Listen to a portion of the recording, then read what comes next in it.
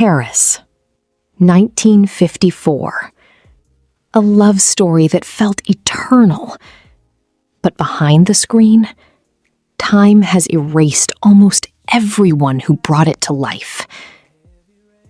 We step into the shadow of a newly liberated world.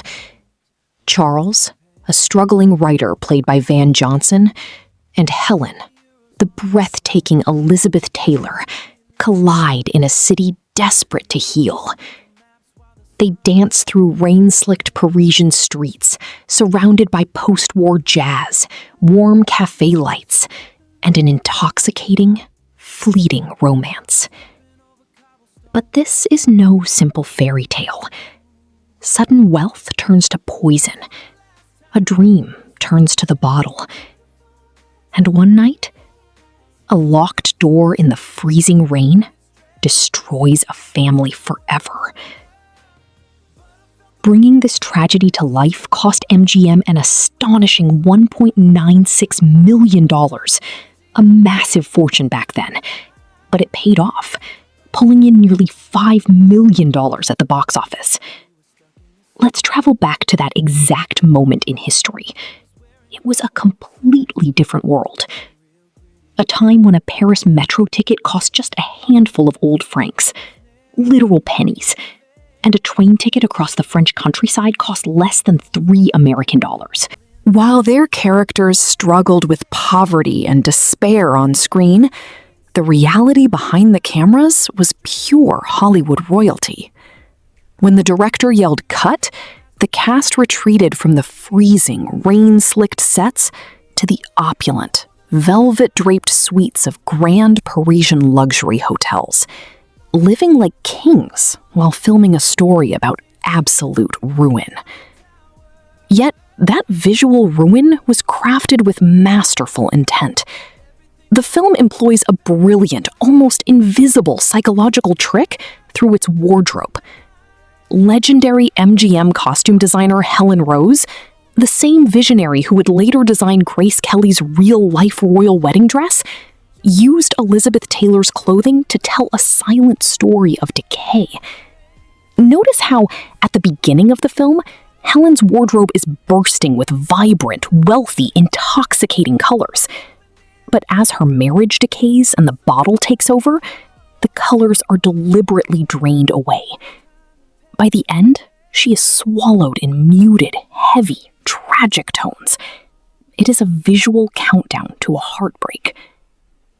And that heartbreak wasn't born in a Hollywood writer's room. It was born from real, agonizing trauma. The story about absolute ruin they were filming was actually based on the classic short story Babylon Revisited by F. Scott Fitzgerald, the legendary author of The Great Gatsby. Fitzgerald wasn't just writing fiction. He was writing his own devastating autobiography.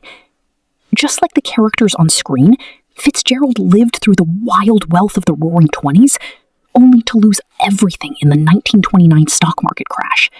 He poured his own severe struggles with alcoholism and the tragic institutionalization of his wife Zelda directly into this story.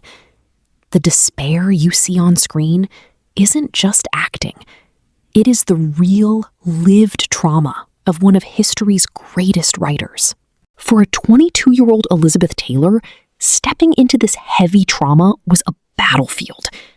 In 1954, Hollywood still viewed her through the lens of a pretty, innocent teenage starlet, the girl from National Velvet. She was suffocating under that image. The last time I saw Paris was her desperate fight to be taken seriously. She had to prove she possessed the emotional depth to carry an adult tragedy.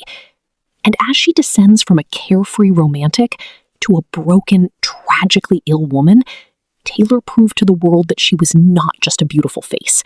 She was a dramatic powerhouse. Then there was the music. The haunting melody that plays throughout the film, The Last Time I Saw Paris, feels perfectly crafted for this story of lost romance. But it holds a dark and powerful secret. That song was not written for this movie. It was actually composed in 1940, during the terrifying heights of World War II, just after the real city of Paris had fallen to the Nazis.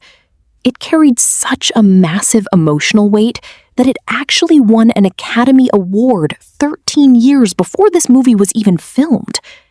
When audiences in 1954 heard that melody, they weren't just mourning a fictional relationship.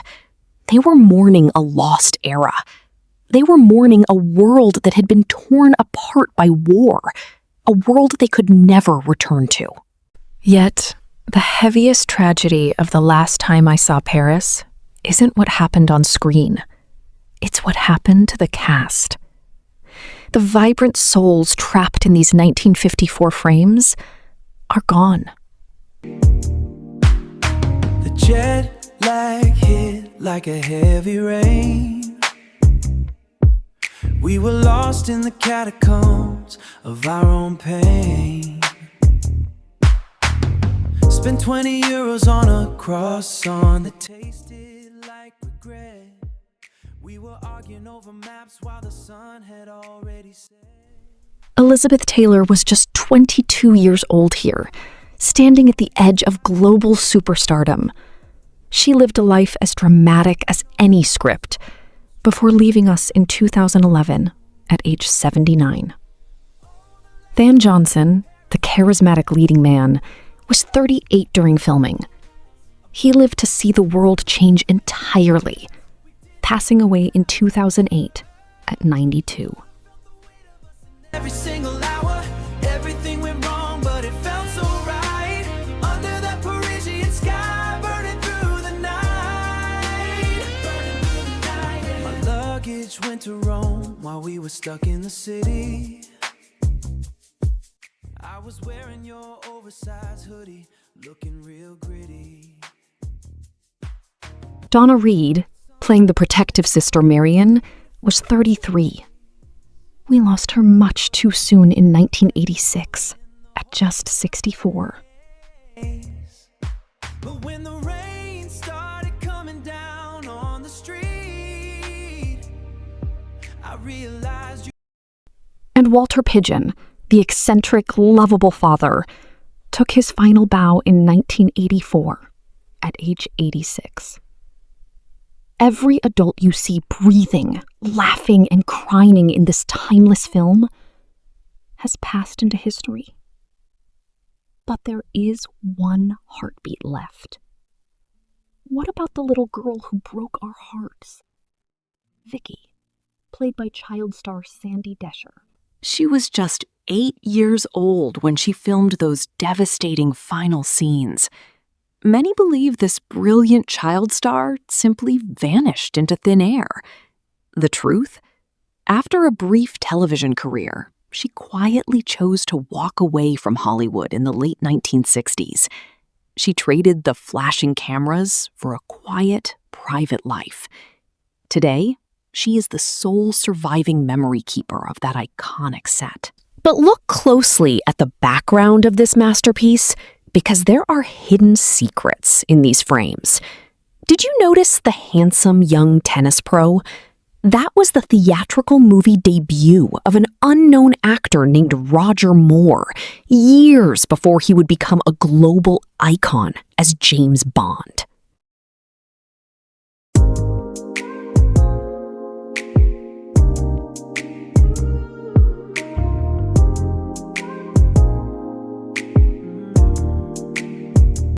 The beauty of Paris in this film is intoxicating. The glowing street lamps reflecting off the River Seine, the grand arches, the misty, romantic air. But underneath all that beauty, a devastating crash was happening. Not on the racetrack, but in their marriage. Charles won his battles on the road, only to return to Paris and find his entire world collapsing. The engines cooled, the jazz faded, and the rain began to fall. It reminds us that no matter how fast you drive, you can never outrun a broken heart. What is your favorite memory of classic European cinema? Let me know in the comments. And if you love diving into the hidden adrenaline and heartbreak of old Hollywood, leave a like and subscribe to keep these stories alive.